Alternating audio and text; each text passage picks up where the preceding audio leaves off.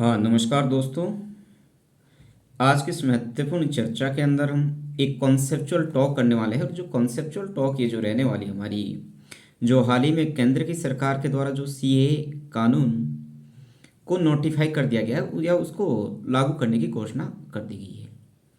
आज की चर्चा के अंदर हम, हालांकि आज की चर्चा ही नहीं, मुझे ये उम्मीद है कि जो ये कॉन्सेप्चुअल जो हमारी टॉक है ये कम से कम हमारी 5-6 वीडियो के अंदर या 5-6 चर्चाएं इसके ऊपर हम हेल्दी डिबेट डिस्कशन करेंगे, जिसके माध्यम से CAA 2019 की बात हो, NRC हो या NPR हो, उसको बहुत अच्छे तरीके से समझेंगे। इसके साथ साथ क्या है, जो केंद्र की सरकार ने जो आपके सीए जो कानून है 2019 के अंदर जो लोकसभा और राज्यसभा से पास हुआ था, और राष्ट्रपति ने भी इस पे अपने हस्ताक्षर किए गए थे, और उसके बाद जो पूरे देश के अंदर या खास करके दिल्ली के आसपास के अंदर एक बहुत बड़ा एजिटेशन या बहुत बड़ा जो मूवमेंट है वो शुरू हो गया था। हालांकि उस बीच जो कोरोना या उस बीच जो ये आंदोलन ये थोड़ा धीमा पड़ गया, और अभी हाल ही में जो केंद्र की सरकार से जो ये सिटीजनशिप जो एक्ट है CAA, इसको लागू करने के लिए जो ये जो नोटिफिकेशन है, नोटिफाई इसको कर दिया गया। और ये जो काम है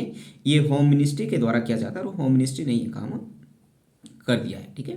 परंतु जो ये NRC के ऊपर, CAA के ऊपर या सिटीजनशिप एक्ट के ऊपर, फॉरनर्स एक्ट के ऊपर, या देश के अंदर इमिग्रेशन की प्रॉब्लम हो, रिफ्यूजीज की प्रॉब्लम हो, असम मूवमेंट हो, नॉर्थ ईस्ट के अंदर जो कन्फ्लिक्ट रहा हो, या हमारे देश के अंदर क्या है, इससे पहले पंडित जवाहरलाल नेहरू से लेके क्या है 2019 तक क्या है, आपके सिटीजनशिप एक्ट के अंदर किस तरह से इसके अंदर चेंजेज आते गए, किस तरह से इसके अंदर डेवलपमेंट आते गए, या फॉरनर एक्ट को चेंज करने की बात की, ये सारे के सारे जो पहलू है, या संविधान क्या कहता है, कॉन्स्टिट्यूशनल जो प्रोविजंस है वो इसके बारे में क्या कहते हैं।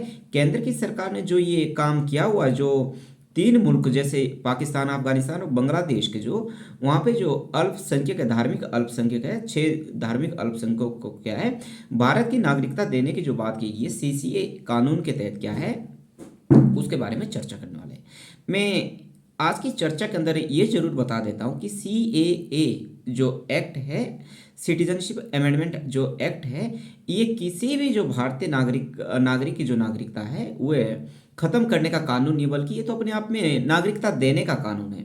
इसलिए देश के अंदर ऐसी भ्रांति या बहुत सारे लोगों के बीच, या उस समय के अंदर जब 2019 या 2020 के अंदर जो देश के अंदर सिटीजनशिप अमेंडमेंट एक्ट के खिलाफ जो क्या है बहुत बड़ा एजिटेशन चल रहा था लोगों के बीच, क्या है जो उनके बीच जो गैप था, एक कम्युनिकेशंस का जो बहुत बड़ा रहा था, या लोगों को बहुत बड़ी गलत फहमी थी कि जो CA एक्ट है ये दरअसल लोगों की जो सिटीजनशिप है उसको छीनने का कानून है। तो आज की, हालांकि हम जो भी बात करेंगे सिटीजनशिप एक्ट की, हम एक इस हिसाब से बात करेंगे कि एक समाज के अंदर एक जो पढ़ा लिखा जो नागरिक है, जो एक अपने महत्वपूर्ण जो भूमिका है, एक सक्रिय या जागरूक नागरिक के रूप में समाज के अंदर अपनी भूमिका अदा करना चाहता है, या कोई राजनीति विज्ञान का विद्यार्थी, या कोई भी विद्यार्थी, या कोई जानना चाहता है नागरिक, या UPSC का एस्पिरेंट्स है, या सिविल सर्विसेज का कोई बच्चा है जो मतलब जो किसी भी इश्यूज को क्या न्यूट्रल तरीके से समझना चाहता है, उनके लिए जो आज की हमारी ये जो चर्चा है बहुत महत्वपूर्ण रहने वाली है।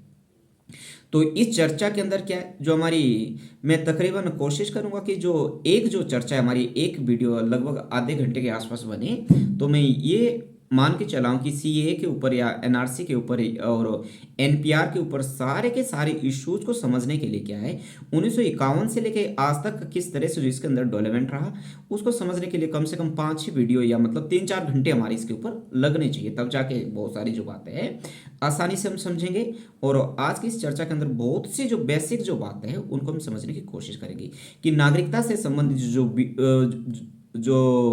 जो जुड़े विवाद रहते हैं उसके बीच क्या है। तो हम शुरू करते हैं कि नागरिकता है क्या, व्हाट इज सिटीजनशिप। ठीक है, कि व्हाट इज सिटीजनशिप। नागरिकता क्या है, नागरिकता क्या है, व्यक्ति का हुआ क्या है, अधिकार है। व्यक्ति का क्या है, अधिकार है, जो कानूनी रूप से कोई भी व्यक्ति क्या किसी भी राज्य के अंदर रह रहा है, और जो किसी राज्य के अंदर रह रहा है, कानूनी रूप से किसी राज्य के अंदर रह रहा है, और जो नागरिकता है ये अधिकारों का अधिकार है। यदि हम किसी देश के नागरिक, यदि हम भारत के नागरिक होंगे, तो मुझे भारत के नागरिक होने के नाते भारत के तमाम तरह के जो अधिकार है, भारत सरकार की तमाम तरह की जो सुविधा है वो मुझे मिलेंगी। ये है नागरिकता क्या है, अपने आप में एक अधिकारों का अधिकार है, जो हमारे देश के अंदर भी उस तरह का अधिकार है और दुनिया के बाकी मुल्कों के अंदर भी उस तरह की अधिकार रहता है। नागरिकता अपने आप में एक स्टेटस है, एक क्या है, स्थिति है, जिसके कारण क्या है, हमें उस देश की सारी सुख सुविधा या सारे तरह के जो अधिकार है वह प्राप्त होते हैं। ठीक है। और नागरिकता के कारण क्या है, जो सरकार है उस देश के जो नागरिक है उनकी उपेक्षा नहीं कर सकती है, उनकी अवहेलना नहीं कर सकती, क्योंकि उनके पास क्या है, नागरिकता है। ठीक है। नागरिकता के कारण ही हमें सारे अधिकार मिलते हैं, चाहे हमारे राजनीतिक अधिकार हो, आर्थिक अधिकार हो, किसी भी तरह का अधिकार। यदि हमारे पास नागरिकता ही नहीं है तो हमें जो बहुत सारे जो अधिकार जो लेने में वह समस्या रहती है। ठीक है। हमारे जो संविधान का जो भाग 3, हमें हमारे संविधान के कुल 22 भाग है। संविधान का जो भाग 3 है, जो आर्टिकल हमारा मेनली 12 से 35 के बीच चलता है, उसमें फंडामेंटल राइट्स का जिक्र किया गया। फंडामेंटल राइट्स का मतलब होता है ऐसे अधिकार जिन अधिकारों के सरकार भी खत्म नहीं कर सकती, मतलब उन अधिकारों को जो संरक्षक है हमारे देश के अंदर जुडिशरी को माना गया है। हाई कोर्ट या सुप्रीम कोर्ट नागरिकों के उन अधिकारों के संरक्षण करती है। और ये जो अधिकार है व्यक्ति की जो उसके डेवलपमेंट को लेके या उसके यूनिवर्सल डेवलपमेंट को लेके बहुत महत्वपूर्ण रहता है। ये जो फंडामेंटल राइट्स है जो संविधान के जो भाग 3 के अंदर किए गए, इनको भी मेनली 2 भागों के अंदर डिवाइड किया गया है। एक तो भाग हुए है जो ऐसे अधिकार जो कि देश के सभी नागरिकों को, इनको भी 2 भागों के अंदर हमने डिवाइड किया गया है। एक तो ऐसे अधिकार जो कि देश के अंदर कोई भी व्यक्ति रह रहा, हमारे देश का नागरिक हो या हमारे देश का नागरिक ना हो, या ऐसे अधिकार जो सभी को प्राप्त होते हैं। और दूसरे तरह के हुए मौलिक अधिकार है जो केवल भारत के नागरिकों को ही प्राप्त होते हैं, जो भारत के नागरिक नहीं उन व्यक्तियों को अधिकार हुए प्राप्त नहीं है। अब उन अधिकारों की हम बात करें, जो ऐसे अधिकार जो केवल भारत के नागरिकों को ही, उनमें फर्स्ट है आर्टिकल 14। आर्टिकल 14 क्या है, कानून के समक्ष समानता की बात करता है कि इक्वलिटी बिफोर लॉ। हमारे देश का कोई नागरिक हो या हमारे देश के अंदर कोई फॉरेनर्स आया, कोई विदेशी आया, घूमने आया हो, अपनी एजुकेशन लेने आया हो, कोई व्यवसाय करने आया हो या बिजनेस पर्पज से आया हो, आर्टिकल 14 क्या कहता है कि हमारे देश के अंदर प्राणी मात्र क्या है, कानून के समक्ष क्या है, एक समान है। ठीक है। कानून किसी के साथ किसी भी तरह का कोई पार्शली या भेदभाव नहीं कर सकता है। एक आर्टिकल 21 है, हम किसी भी व्यक्ति को क्या गैर कानूनी रूप से किसी को बंधक नहीं बना सकते, इसके लिए हमारे पास कानूनी रूप से हमारे पास संरक्षण प्राप्त है। ये भी हमारे देश के नागरिकों को भी प्राप्त है, और जो भी हमारे देश के अंदर नागरिक नहीं उन्हें भी इस तरह के जो अधिकार या इस तरह की जो सुविधा है हमारे देश के अंदर प्राप्त है। आर्टिकल 25 की बात हो, मतलब धार्मिक स्वतंत्रता का अधिकार है। हमारे देश के जो नागरिक है, हमारा देश तो एक सेकुलर देश है, हमारे देश का अपना कोई राज्य के धर्म नहीं है, बल्कि राज्य के नज़र में सभी धर्म क्या है, एक समान है। आर्टिकल 25 क्या कहता है कि हमारे देश के अंदर भारत के नागरिक या भारत के नागरिक नहीं है, उनको भी अपना जो धार्मिक स्वतंत्रता हमारे देश के अंदर मिलेगी, मतलब अपने हिसाब से किसी भी धर्म को मान सकते हैं, किसी भी देवी देवताओं की हुए अपने धर्मों के अनुसार, अपने कल्चर के अनुसार उसकी पूजा कर सकते हैं। स्टेट इसके बीच किसी भी तरह का इंटरफेयर नहीं करेगा। एक है आर्टिकल 32 जिसको बोलते हैं संवैधानिक उपचारों का अधिकार। यदि इन अधिकारों को जो प्रोटेक्ट है वो स्टेट नहीं कर पा रही है, राज्य नहीं कर पा रही है, तो ऐसी परिस्थिति में इन अधिकारों को जो प्रोटेक्ट करने का जो काम है, इन अधिकारों का जो संरक्षण करने का काम वो जुडिशरी को दिया गया है। हाई कोर्ट और सुप्रीम कोर्ट क्या है, हम हाई कोर्ट के अंदर आर्टिकल 226 के तहत क्या है, एक पिटीशन दायर कर सकते हैं, और सुप्रीम कोर्ट के अंदर क्या है, आर्टिकल 32 के तहत क्या हम पिटीशन दायर कर सकते हैं। और जो जुडिशरी है हमारे इन फंडामेंटल राइट्स की क्या है, प्रोटेक्ट करती है। ये जो जुडिशरी का एक प्राइमरी फंक्शन या प्राइमरी उसका वर्क रहता है, मतलब किसी भी व्यक्ति के या कि देश के नागरिकों को क्या फंडामेंटल राइट्स को प्रोटेक्ट करना। ये जो अधिकार है हमारे देश के नागरिकों को तो है ही है ये, परंतु जो ऐसा व्यक्ति जो हमारे देश का नागरिक नहीं है उन व्यक्तियों को भी ये जो अधिकार है वो मिले हुए हैं। अब दूसरे तरह के ऐसे अधिकार है जो पार्ट 3 के अंदर और के दिए गए जो फंडामेंटल राइट्स के अंदर हमारे देश के अंदर दिए गए हैं, उनमें से जैसे अनुच्छेद 15 है, आर्टिकल 15 है। आर्टिकल 15 क्या कहता है कि शिक्षण संस्थाओं के अंदर क्या है, आरक्षण की व्यवस्था की गई है। हमारे देश के अंदर क्या है, एफर्मेटिव एक्शन रिजर्वेशन का जो प्रावधान है ये हमारे देश के अंदर, दुनिया के तमाम देशों के अंदर भी है, उसको एफर्मेटिव एक्शन कहते हैं।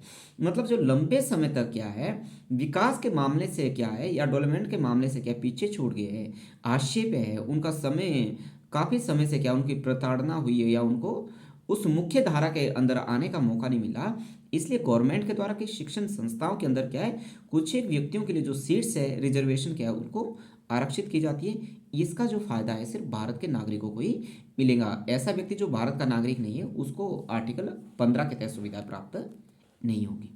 आर्टिकल 16 की बात हो, सरकारी नौकरियों में आरक्षण की बात हो, वह भी सिर्फ भारत के नागरिकों को ही मिलेगा। आर्टिकल 19 की बात हो, आर्टिकल 19 के अंदर 6 तरह की जो लिबर्टीज, जो हमारे को फंडामेंटल लिबर्टीज दी गई है, वह भी केवल भारतीय नागरिकों को ही मिलेगी, ना कि गैर भारतीय नागरिकों। आर्टिकल 29 की बात हो, जिसमें आर्टिकल 29 क्या कहता है कि धार्मिक संरक्षण का अधिकार है। जो अल्पसंख्यक हमारे देश के अंदर है उनको धार्मिक संरक्षण का अधिकार है। इस तरह की जो अधिकार है वे भी केवल भारतीय नागरिकों को ही मिलेगा। ऐसे व्यक्ति जो भारतीय नागरिक नहीं है उनको आर्टिकल 20 के तहत क्या है, प्रोटेक्शन या संरक्षण नहीं मिलेगा। आर्टिकल 13 की बात हो, आर्टिकल 30 क्या कहता है कि शिक्षण संस्थाओं के संचालन का अधिकार। ऐसे व्यक्ति जो हमारे देश के अंदर अल्पसंख्यक है, आर्टिकल 30 के तहत क्या हुए, शिक्षण संस्थाओं के क्या संचालन का उनके पास अधिकार है। ये भी जो अधिकार है उन्हीं व्यक्ति को ही प्राप्त है जो कि हमारे देश का क्या है, सिटीजन है, या हमारे देश का क्या है, नागरिक है। गैर नागरिकों को आर्टिकल 30 के तहत किसी भी तरह का कोई अधिकार प्राप्त नहीं है। अब जो नागरिकता से संबंधित जो डिस्प्यूट होता है हमारे देश के अंदर ही नहीं, पूरी दुनिया के अंदर होता है, पूरे मुल्कों के अंदर होता है। ये जो विवाद है, विवाद होते क्यों है, ये जो डिस्प्यूट नागरिकता को संबंध में हमारे देश के अंदर ही नहीं है, पूरी दुनिया के अंदर होता है। उसके बारे में बात करते हैं। एक तो होता है कि किसी देश के अंदर, हमारे देश के अंदर जो असमानता हो, इनइक्वलिटी हो, और सामाजिक रूप से हो सकती है, हमारे राजनीतिक रूप से होती है, आर्थिक रूप से। यदि किसी दुनिया के किसी मुल्क के अंदर इस तरह की इनइक्वलिटी है या असमानता है तो वहाँ पे भी जो है नागरिकता से संबंधित जो डिस्प्यूट्स है या जो विवाद है वो सामने आते हैं। ठीक है, जैसे क्या फर्स्ट है अवसर की बात कीजिए थी। यदि किसी देश के अंदर क्या है उसके रोजगार के अवसर नहीं है तो उस देश के मुल्क, जिस देश के अंदर वह नागरिक है परंतु उस देश के अंदर क्या रोजगार के अवसर नहीं है, ऐसी परिस्थिति के अंदर उस देश के जो नागरिक है ये कोशिश करते हैं कि वो किसी अन्य देश के अंदर क्या है चले जाए वीजा लेके, या किसी भी तरह की लीगल कंडीशन को फुलफिल्स करके दूसरे देश के अंदर जाते हैं, और जिसका पर्पज़ उनका कोई रोजगार हो सकता है, एजुकेशन हो सकता है, मेडिकल हो सकता है, या बिजनेस रूप से भी वो किसी दुनिया के बाकी मुल्क की क्या है यात्रा करता है। यदि ये जो दुनिया के बाकी मुल्क के जो लोग हैं इतनी अधिक संख्या के अंदर आ गए हैं कि वहाँ उस देश के जो मूल निवासी थे वह क्या है अल्पसंख्यक में हो गए, और दुनिया के जो बाकी मुल्क के लोग उस देश के अंदर जो आए, जो फॉरेनर्स बन के आए, उनकी संख्या बहुत अधिक आ गई है। ऐसी परिस्थिति के अंदर क्या है, जो क्लैश है, जो कन्फ्लिक्ट है, जो टकराव है, वह होना लाजमी है। ठीक है, नेक्स्ट है उत्पीड़ित। ठीक है, उत्पीड़ित यदि किसी देश के अंदर क्या जो अल्पसंख्यक समुदाय है, वहाँ की जो सरकार है, वहाँ की जो राज्य है, अल्पसंख्यकों के ऊपर क्या है उनका उत्पीड़न कर रही है, उनके ऊपर अत्याचार कर रही है, उनके ऊपर जुल्म कर रही है, उनका शोषण कर रही है, तो ऐसी परिस्थिति में क्या है, लोग क्या है अपने अत्याचार, जुल्म, शोषण से आज़ादी के लिए क्या है किसी दूसरे देश के अंदर क्या है चले जाते हैं, जहाँ पे क्या वो अपने लाइफ को क्या है सुरक्षित समझते हैं, जहाँ पे उन्हें ये महसूस होता है कि वहाँ पे उनकी जीवन की और उनके गरिमा की क्या रक्षा हो सकती है।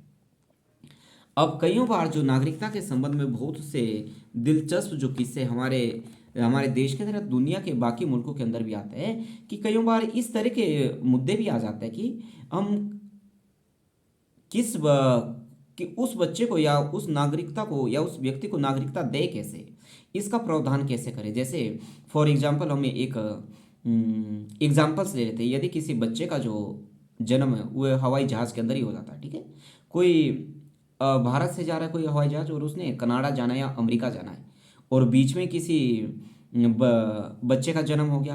अब ऐसी परिस्थिति में क्या करें, उस बच्चे को क्या किस देश की सिटीजनशिप दे। तो इसके संबंध में अलग अलग तरह के कानून है, परंतु इस तरह के जो इश्यूज है, इस तरह के जो मामले हैं, ये हमारे देश के अंदर भी आते हैं और दुनिया के तमाम देशों के अंदर भी आते हैं। उसके लिए बहुत अलग अलग देशों ने अपने अपने स्तर पे अलग अलग तरह के कानून अपना रखे हैं। जैसे ये भी कानून है कि जिस हवाई जहाज के अंदर किसी बच्चे का जन्म होता है, ये वह जो हवाई जहाज़ है किस देश के अंदर उस हवाई जहाज़ की रजिस्ट्रेशन है, जिस देश के अंदर उस हवाई जहाज़ की रजिस्ट्रेशन है, उस बच्चे को अस्थायी रूप से उस देश का नागरिक मान लिया जाएगा। फिर ये भी बात किया जस्ट सेंगुइनास की बात है, या रक्त संबंध के आधार पर, या सन ऑफ द सॉइल्स की बात है, ये अलग तरह के क्या है हमारे देश के अंदर या दुनिया के अंदर क्या है, इस तरह के इश्यूज आते रहते हैं। अब जो नागरिकता वर्सेस ओदर्स की हम बात करें, सिटीजनशिप वर्सेस ओदर, नागरिकता बनाम ओदर की है। किसी भी देश के अंदर क्या है, तीन तरह के व्यक्ति होते हैं, तीन तरह के व्यक्ति। एक तो होता है नागरिक। नागरिक क्या है, जो उस देश का मूल निवासी है, जिसे क्या है नागरिकता के कारण उसे क्या है, एक स्टेटस मिला हुआ है, एक स्थिति मिली हुई है, और उस स्टेटस के कारण क्या है, उसे अधिकारों का, नागरिकता क्या है, अपने आप में अधिकार है, वो उस देश की सारी सुख सुविधाएं, उस देश के सभी अधिकार क्या है, वो लेने के लिए क्या है, एलिजिबल है, वो योग्य है। दूसरे तरह के व्यक्ति होते हैं जिनको बोलते हैं विदेशी फॉरेनर्स। अब जो विदेशी हुए भी तीन तरह के होते हैं, एक तो होते हैं लीगल फॉरेनर्स, एक होते हैं अनलीगल फॉरेनर्स, और एक होते हैं रिफ्यूजीज। लीगल फॉरेनर्स क्या होते हैं, या वैधानिक विदेशी क्या होते हैं, वे नागरिक होते हैं जो किसी ना किसी देश के क्या होते हैं, नागरिक होते हैं, और वे वीजा लेके या बाकी तरह की जो लीगल कंडीशंस है उनको फुलफिल करके, या हमारा किसी देश के साथ क्या है, कोई ट्रीटी है, हमारा कॉन्ट्रैक्ट है, उसके तहत यदि कोई देश के नागरिक हमारे देश के अंदर दुनिया के बाकी मुल्कों के अंदर क्या है, किसी निश्चित समय से क्या है, सारी लीगल कंडीशंस को फुलफिल करने के बाद क्या है, उस देश के अंदर रह रहे हैं एक निश्चित समय के लिए, तो वो क्या है, लीगल फॉरेनर्स है, उसके बीच किसी भी तरह की कोई दिक्कत नहीं है। दूसरे अनलीगल फॉरेनर्स, अवैध विदेशी बोलते हैं हिंदी के अंदर। अवैध विदेशी ऐसे व्यक्ति है जो हमारे देश के नागरिक नहीं है, बल्कि किसी दुनिया के बाकी मुल्कों के नागरिक है, परंतु उनके पास किसी भी तरह के कोई कागजात ही नहीं है, उनके पास किसी भी तरह के कोई कागजात नहीं है। जब उनके पास किसी भी तरह के कोई कागजात नहीं है तो उनको हम अवैध विदेशी मान लेते हैं, या अनलीगल फॉरेनर्स मान लेते हैं। इसके अंदर उनको ही नहीं, यदि कोई व्यक्ति हमारे देश के अंदर क्या है 5 साल तक क्या है वीजा लेके आया, मतलब लीगल सारी लीगल्स जो कंडीशन थी उनको फुलफिल करके हमारे देश के अंदर आया है, और 5 साल तक हमारे देश के अंदर रहता है, कोई दिक्कत नहीं, वो रह सकता है। आपका स्टडी पर्पज से आया हो, बिजनेस पर्पज से आया हो, हेल्थ के लिए आया हो, या ऐसे ही एक पर्यटक के रूप में आया हो, वो रह सकता है। यदि 5 साल का उसके वीजा की जो अवधि है और उसने उसको एक्सटेंड नहीं करवाया है, और 5 साल के बाद भी वो हमारे देश के अंदर ही रह रहा है अपनी वीजा की अवधि को एक्सटेंड किए बिना, तो उस व्यक्ति को भी क्या हम अनलीगल फॉरेनर्स मान लेंगे, या अवैध विदेशी उस व्यक्ति को भी हम मान लेंगे। माइग्रेंट्स की भी बात भी इसी में ही है। अब है रिफ्यूजीज की बात, ठीक है। रिफ्यूजीज क्या है, पूरी दुनिया के अंदर क्या है, यूएनओ के तहत 1951 के अंदर एक यूनाइटेड नेशंस के अंदर क्या है, कन्वेंशन हुई रिफ्यूजीज पर, ठीक है, जिसके अंदर लगभग दुनिया के 145 देशों ने साइन किए कि जो रिफ्यूजीज है यदि किसी देश के अंदर आते हैं, उनकी वहाँ पे एक डेफिनेशन तैयार की गई कि रिफ्यूजीज या शरणार्थी कौन है, उन व्यक्तियों को क्या है, शरणार्थी किन व्यक्तियों को माना जाएगा, उसके ऊपर यूनाइटेड नेशंस को 1951 के अंदर एक कन्वेंशन हुई, जिसपे दुनिया के 100 मुल्कों ने 145 मुल्कों ने क्या है हस्ताक्षर किए, परंतु भारत इसका हिस्सा नहीं रहा। और इसलिए जब भारत इसका हिस्सा नहीं था, भारत ने इस ट्रीटी पर अपने साइन ही नहीं किए, तो यूएनओ की जो ये डेफिनेशंस है रिफ्यूजीज के मामले में या शरणार्थी के मामले में, ये भारत के ऊपर लागू नहीं होती, ठीक है।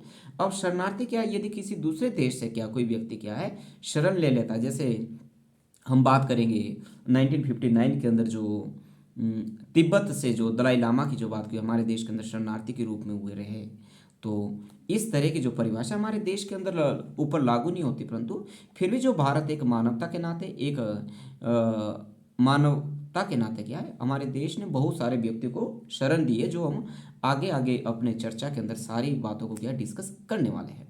तीसरे तरह के व्यक्ति होते हैं राज्य विहीन व्यक्ति। राज्य विहीन व्यक्ति होते हैं ऐसे व्यक्ति क्या है जो किसी भी देश के नागरिक ना हो, जो किसी भी देश के नागरिक ना हो, ना उनके पास किसी तरह के डॉक्यूमेंट होते हैं, ना उनके पास किसी तरह के कागजात होते हैं।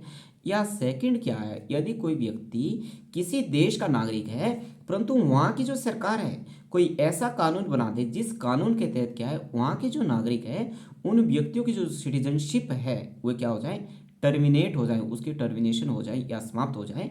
ऐसी परिस्थिति में वह जो व्यक्ति है उसको राज्यविहीन व्यक्ति बोलते हैं हम, कि वह किसी भी राज्य का क्या नागरिक नहीं है। जैसे श्रीलंका से संबंधित विवाद था, श्रीलंका ने 1948 के अंदर एक ऐसा कानून बनाया जिससे 7 लाख के आसपास जो तमिल व्यक्ति थे जो श्रीलंका के जफाना प्रांत के अंदर रहते हैं वे क्या है नागरिकता से भिन्न हो गए थे, जिस कारण क्या है श्रीलंका के अंदर जो सिविल वॉर की जो स्थिति एक लंबे समय तक रहा, और जिस कारण क्या भारत और श्रीलंका के जो रिलेशंस है उसके ऊपर भी बहुत बड़ा इम्पैक्ट देखने को मिला।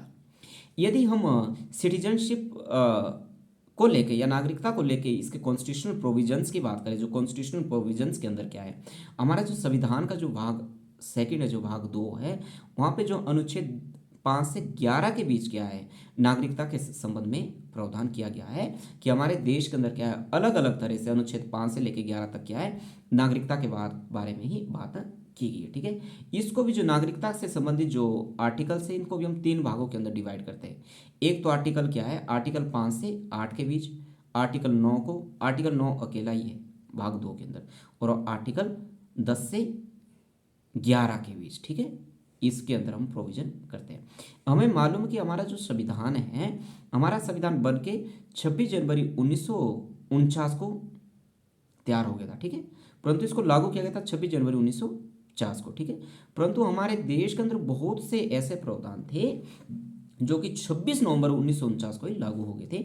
उनमें से एक भाग 2 भी था, एक भाग 2 भी था, जो नागरिकता के संबंध में कहता है। और नागरिकता के संबंध में जो प्रावधान है हमारे देश के अंदर क्या है, 24 नवंबर 1949 को ही शुरू हो गए थे, जो आपके परीक्षा के लिहाज से बहुत महत्वपूर्ण फैक्टर रहने वाला है। ठीक है, अब आर्टिकल 5 क्या कहता है, आर्टिकल 5 कहता है डोमिसाइल के बारे में। ठीक है, कि डोमिसाइल की बात है कि जो ऐसा व्यक्ति जो पिछले 5 वर्षों से क्या हमारे देश के अंदर रह रहा हो। आर्टिकल 6 क्या कहता है कि जो व्यक्ति क्या है इस समय से 19, ये ध्यान रखना, 19 जुलाई 1948 तक, 19 जुलाई 1948 तक पाकिस्तान से भारत में रहने आए। ठीक है, जो पाकिस्तान से भारत वापस आया, हमारे देश का जो पार्टीशन 15 अगस्त 1947 को हमारा देश आज़ाद हुआ और पार्टीशन भी हुआ। आर्टिकल 6 क्या कहता है, यदि 19 जुलाई 1948 से पाकिस्तान से कोई व्यक्ति भारत के अंदर आ जाए तो उसको हम क्या है, भारत की जो सिटीजनशिप है, उसके जो भारत की नागरिकता है वह दे देगी।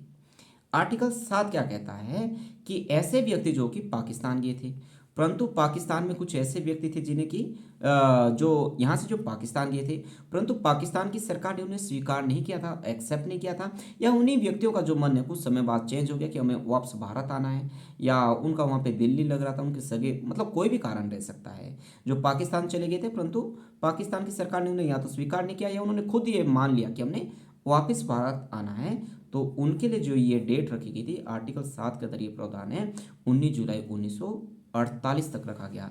यदि 19 जुलाई 1948 तक कोई व्यक्ति पाकिस्तान से भारत वापस आ जाता है, उसे भी भारत की नागरिकता दे दी जाएगी।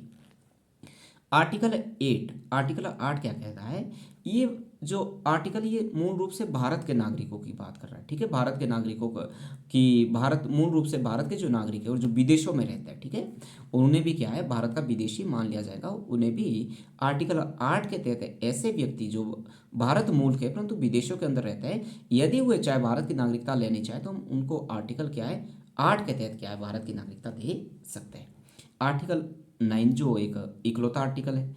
आर्टिकल 9 क्या है, हमारे देश के अंदर क्या है, जो नागरिकता का जो सिद्धांत है, सिंगल सिटीजनशिप है, हमारे देश के अंदर एकल नागरिकता है। हमारे देश के अंदर क्या है, एक समय के अंदर क्या है, हमारे देश का जो व्यक्ति है वह एक ही देश का नागरिक हो सकता है, या तो भारत का नागरिक हो सकता है या दुनिया के बाकी मुल्कों का नागरिक हो सकता है। यदि कोई व्यक्ति एक समय के अंदर क्या है, वह भारत मूल का व्यक्ति है और उसने किसी दुनिया के बाकी मुल्क की जो सिटीजनशिप है वह स्वीकार कर लिया, ले ली, वहाँ पे नागरिकता ले ली है, तो ऐसी परिस्थिति में वह जो भारत का व्यक्ति हुए उसी समय उसके भारत के जो नागरिकता है वो टर्मिनेट हो जाएगी, वो उसका टर्मिनेशन कर दिया जाएगा। ये आर्टिकल 9 ये कहता है सिंगल सिटीजनशिप, मतलब एक समय के अंदर हमारे देश के अंदर जो व्यक्ति है एक ही देश का नागरिक रह सकता है। आर्टिकल 10 अनुच्छेद जो 10 है, आर्टिकल 10 ये कहता है कि जिन लोगों को जो नागरिकता दी जाती है या जिसके तहत क्या है उनकी नागरिकता, यदि कोई आर्टिकल जो 10 है ये नागरिकता देने की बात करता है कानूनी रूप से, और आर्टिकल 10 ये भी कहता है जिस व्यक्ति को हम नागरिकता दे रहे हैं उसकी नागरिकता को हम आसानी से छीन भी नहीं सकते, ये आर्टिकल 10 के अंदर कह रहे हैं। आर्टिकल 11 अनुच्छेद 11 क्या कह रहा है कि जो नागरिकता बनाने का, जो नागरिकता से संबंधित जो कानून बनाने का जो अधिकार है वो केवल संसद के पास है, राज्य सरकारों का इसमें किसी भी तरह का कोई अधिकार नहीं रहता है। कानून बनाने की जो शक्ति, नागरिकता के संबंध में कानून बनाना है या नागरिकता के किसी व्यक्ति की नागरिकता को समाप्त करना है, तो ऐसी परिस्थिति में जो कानून बनाने का जो अधिकार है भारत की संसद के पास है। इस तरह का किसी भी तरह का कोई नागरिकता के संबंध में इंटरफेयर करने का या हस्तक्षेप करने का जो अधिकार है वह किसी राज्य की सरकार के पास नहीं है। अब जो सिटीजनशिप एक्ट है हमारे देश के अंदर, ये 1955 का चल रहा है, ठीक है। हमारे देश के अंदर 1955 का सिटीजनशिप एक्ट है, नागरिकता अधिनियम 1955 कहते हैं हम इसको, ठीक है। इसमें जो कुल है 19 सेक्शन है, 19 सेक्शन है। इसमें क्या है, नागरिकता देने की बात है, नागरिकता किस तरह से दी जा सकती है, या हमारे देश के अंदर नागरिकता किस तरह से छीनी जा सकती है, अलग अलग तरह के जो 19 जो सेक्शंस है उसके बीच क्या है, विस्तार से इसके बीच कहा गया है।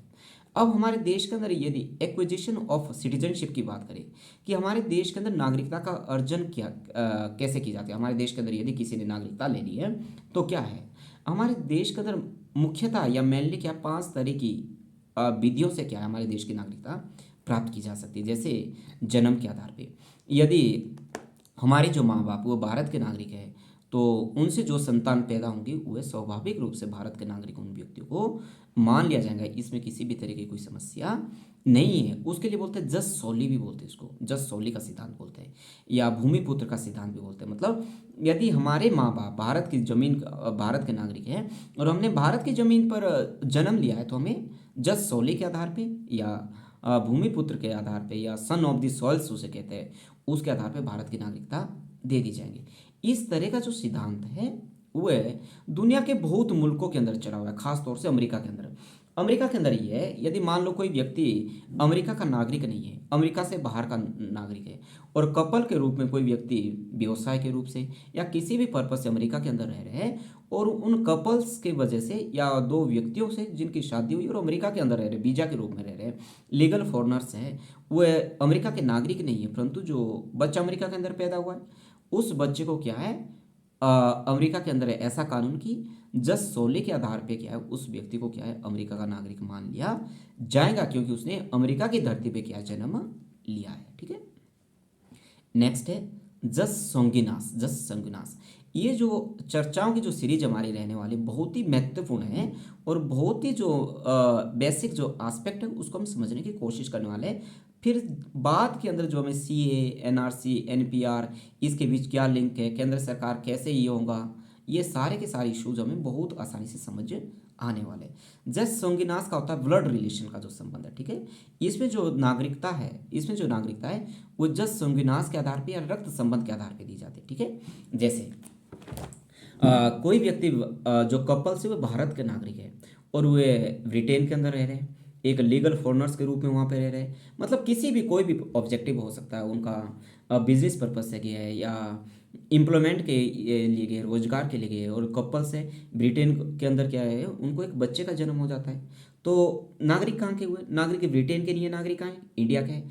तो भारत की जो सरकार है वो जो बच्चा जो ब्रिटेन के अंदर पैदा हुआ है उस बच्चे को जस संगिनास के आधार पे क्या है भारत की नागरिकता दे सकती है, रक्त संबंध उसे कहते हैं हम, ठीक है, ब्लड रिलेशन कहते हैं। ब्लड रिलेशन क्यों, क्योंकि जो उसके माँ बाप है वो क्या है भारत के नागरिक है, ठीक है, इसे कहते हैं जस संगिनास।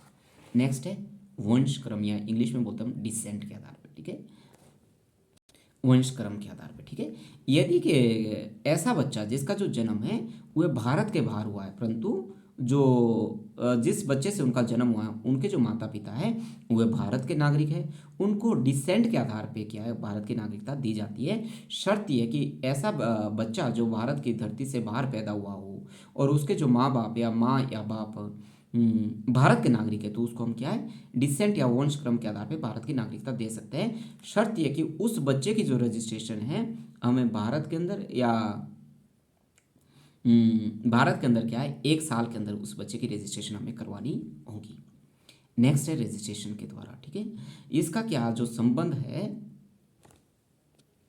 इसका जो संबंध है कि दुनिया का कोई भी जो व्यक्ति जो लंबे समय तक भारत के अंदर रह रहा है और कानून के तहत हुए जो सिटीजनशिप अमेंडमेंट के जो रूल्स है उनको सारे के सारे को क्या है फॉलो करता है, या तो क्या हुए भारत की नागरिकता के लिए क्या आवेदन कर सकता है, रजिस्ट्रेशन से क्या है यहाँ की जो भारत की नागरिकता है वो ले सकता है।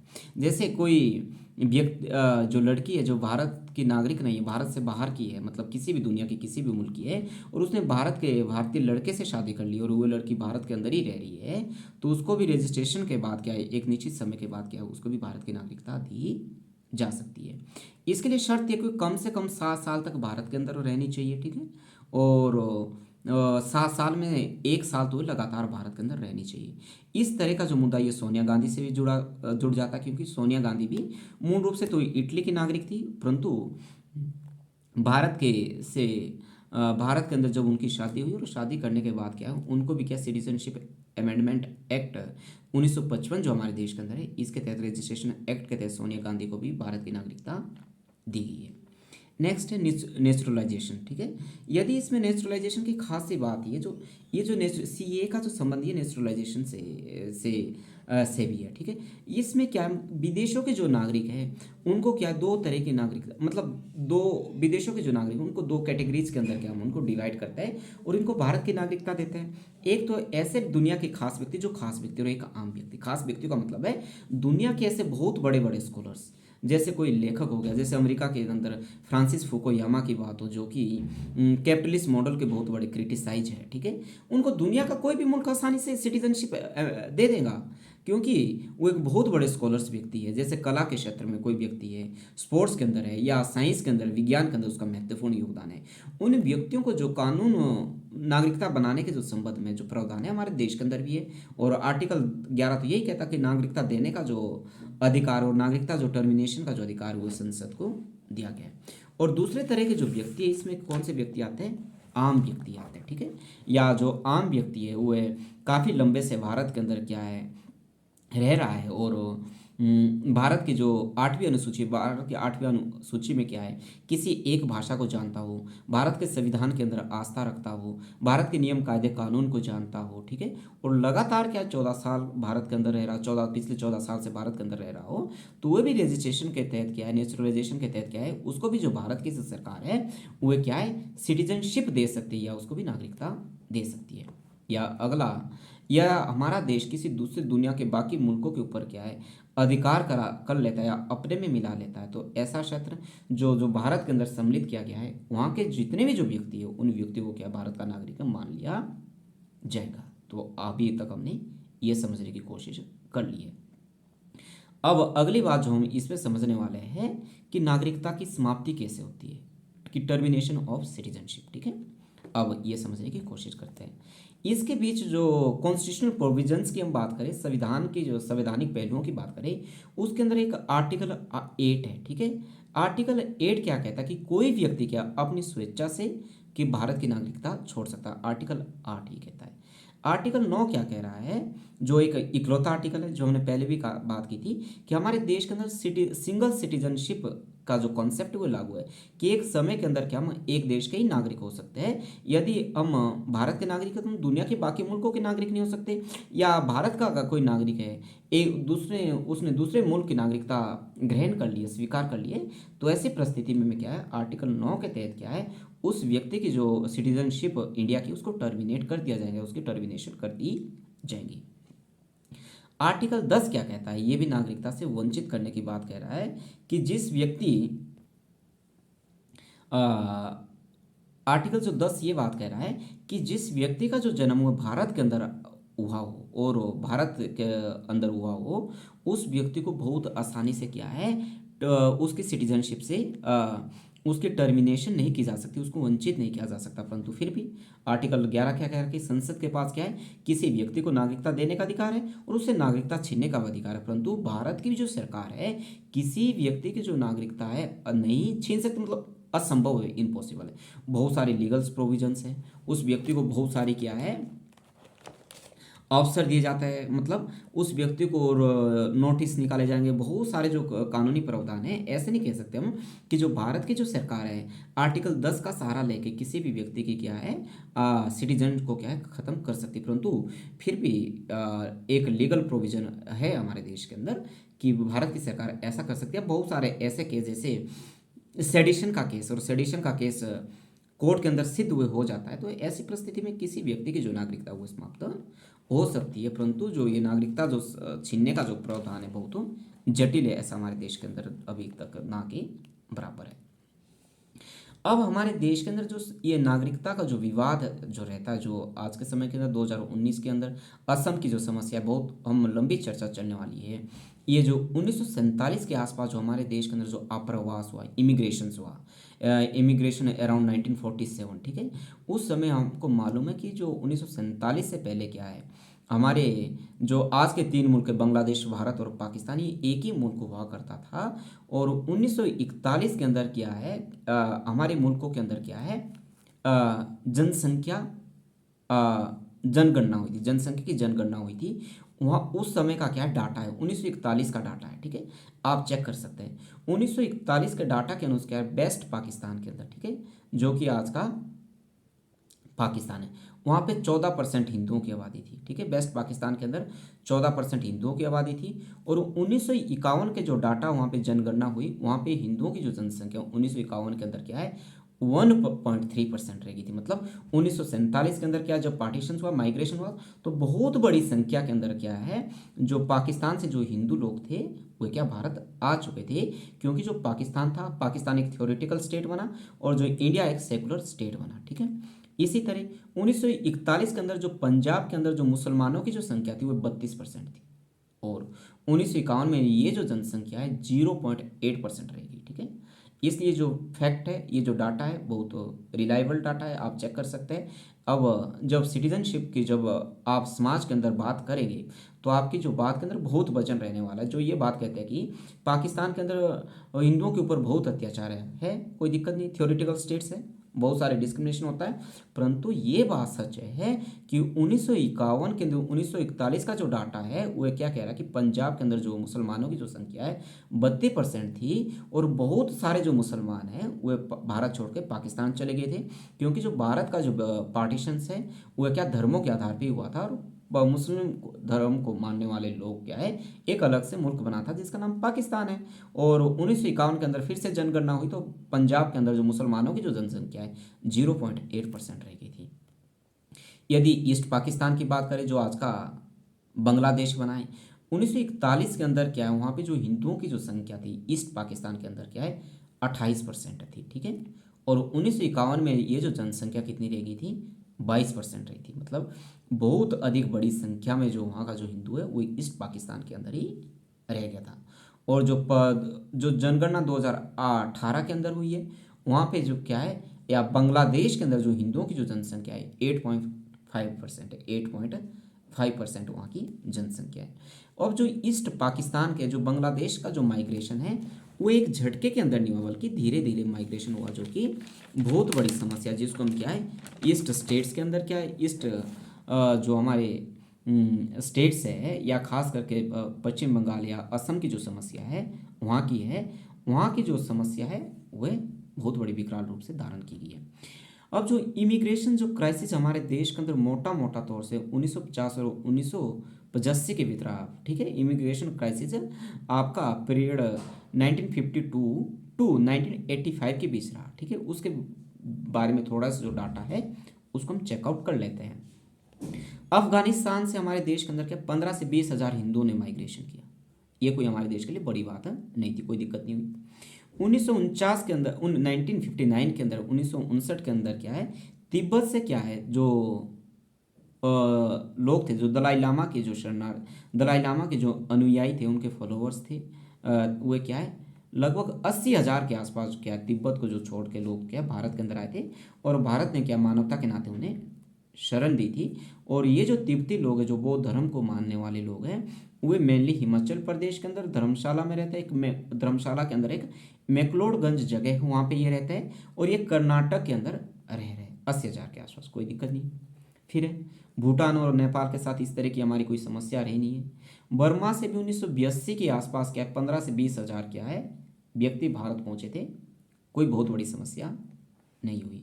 अब श्रीलंका के अंदर क्या, श्रीलंका से की जो सरकार है 1948 में उसने क्या है सिटीजनशिप अमेंडमेंट एक्ट बनाया था, एक कानून बनाया था, जिस कानून के तहत क्या है उसने तमिल मूल के जो 7 लाख जो व्यक्ति है 7 लाख व्यक्तियों को क्या है नागरिकता से विहीन कर दिया था, ठीक है। उनको नागरिकता से विहीन कर दिया था, जो एक बाद में एक सिविल वॉर का जो कारण है श्रीलंका के अंदर बना, और एक लंबे समय तक क्या लिटे जैसी आतंकवादी संगठन वहाँ पे पैदा हुए।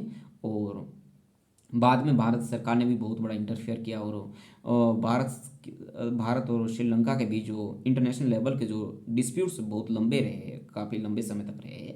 वह भी एक मुख्य कारण रहा। ठीक है, परंतु वर्तमान समय के अंदर जो हमारे पास जो संकट है, इमिग्रेशन का जो संकट है, वह बांग्लादेश से आए अप्रवासी है, माइग्रेंट्स है, और जो कि खास तौर से असम और हमारे पश्चिम बंगाल के अंदर रहे हैं।